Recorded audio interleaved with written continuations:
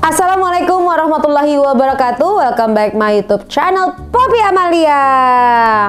Guys, kamu keadaannya gimana? Dalam kondisi sakit atau kondisi sehat?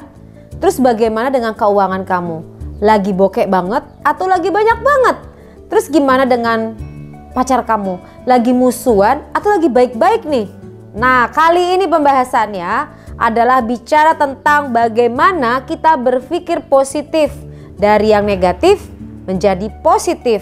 Dan kali ini pembahasannya juga bagaimana yang tadinya sakit menjadi sehat. Wah, pembahasan apa nih? Lalu pembahasannya bagaimana nih yang punya masalah sama pasangan bisa jadi baik nih sama pasangannya. Dan juga penting nih, bagaimana kamu yang tidak punya uang, benar-benar bokek banget, benar-benar uang yang gak ada, zero, sehingga kamu bisa dapetin uang yang banyak. Pembahasannya menarik kan? Untuk bisa lebih menarik lagi pembahasannya, kamu like, subscribe, and share terlebih dahulu. Kenapa penting? Supaya kita makin semangat nih guys untuk menganalisa kasus-kasus apa sih yang menarik perhatian kalian.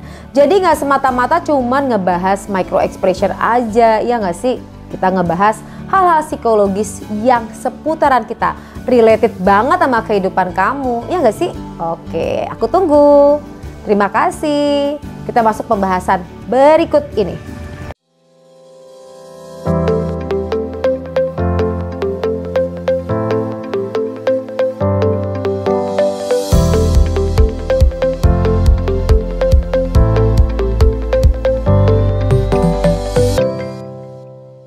Nah guys, ada yang menarik nih, baru-baru ini viral ya. Pak Anies Baswedan itu mengeluarkan sebuah statement dan juga mengubah rumah sakit menjadi rumah sehat. Nah, apa sih alasannya? Kita ikuti yuk, simak berikut ini. Tempat ini menjadi tempat orang sakit. Nah, di sisi lain pada saat pandemi kemarin kita menyaksikan pentingnya menjaga kesehatan. Karena itu kita ingin agar rumah ini menjadi rumah di mana perannya ditambah. Nah, jadi beliau itu mengubah rumah sakit menjadi rumah sehat agar perannya ditambah nih dari si rumah sakit ini menjadi rumah sehat. Jadi ada preventif terlebih dahulu sebelum sakit dengan adanya penanganan gizi, medical check up dan lain-lain. Wish atau harapan yang disampaikan oleh Pak Anies itu diperlihatkan dalam bentuk statement atau kata-kata yang diubah dari rumah sakit menjadi rumah sehat. Nah, perubahan ini berarti mengandung makna kata, mengandung makna harapan di situ perubahan. Apa kaitannya antara kata dengan harapan dan kenapa itu penting? Nah, gini ya guys. Saya mau memperlihatkan sebuah gambaran berikutnya tentang, kamu tahu nggak sih tanjakan Emen? Tahu kan? Nah, di situ banyak sekali orang juga melihat atau merasakan hal-hal yang gaib mungkin ya.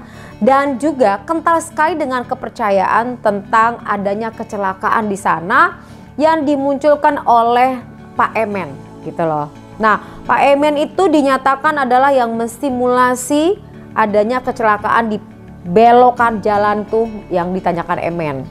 Nah, beberapa waktu yang lalu tuh saya pernah ke sana dan mewawancara dari anaknya Pak Emen. Dan apa yang saya dapat? Berikut ini videonya.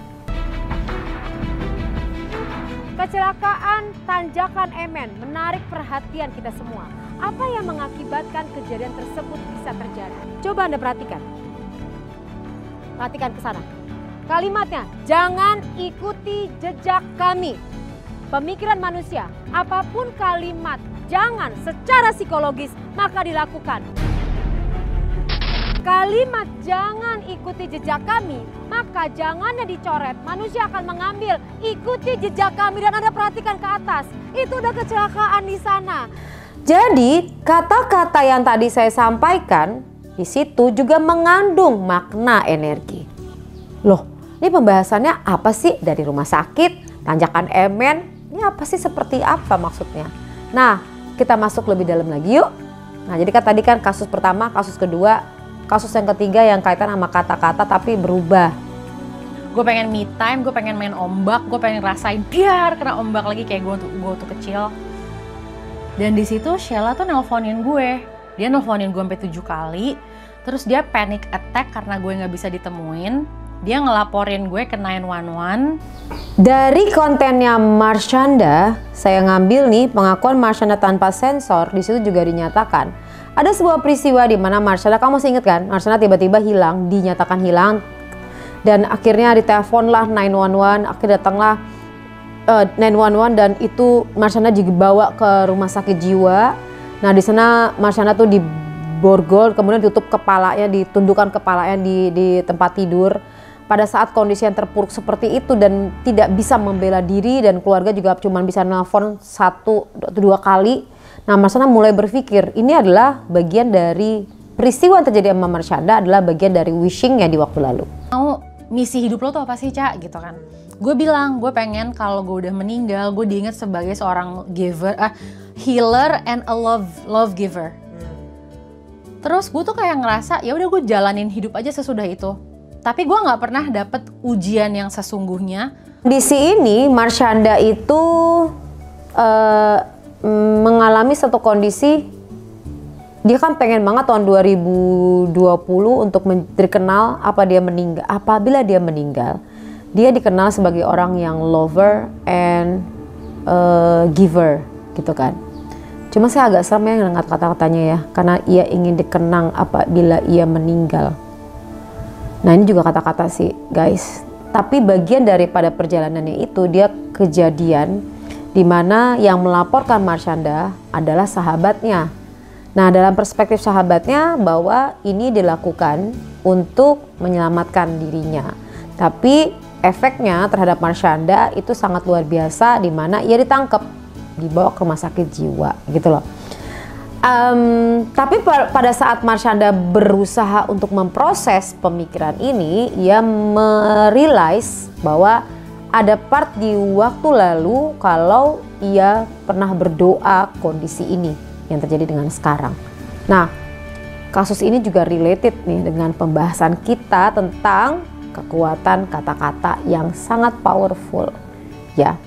Nah dari ketiga kasus tersebut apa yang bisa kita ambil gambarannya? Saya mau memperlihatkan sebuah gambaran level emosi ya. Jadi emosi ternyata punya level seperti berikut ini. Pada tahun 1995 ada sebuah buku yang sangat fenomenal berjudul Power versus Force. Buku ini tulis oleh David R. Hawkins, MD, PhD. Jadi di buku ini dijelaskan bahwa perasaan memiliki energi yang berbeda nih. Vibrasinya begitu kuat terhadap sebuah kejadian atau sebuah rasa yang kita rasakan, dan itu bisa dihitung level emosinya. Menarik kan? Ia memetakan masing-masing level emosi menjadi 2 kelompok. Vibrasi yang tinggi ia namakan dengan level power. Nah, vibrasi rendah masuk dalam kelompok force. Dari 2 tahapan tersebut ternyata berbagai macam level dari perasaan manusia. Nanti kita akan kaitkan dengan kata.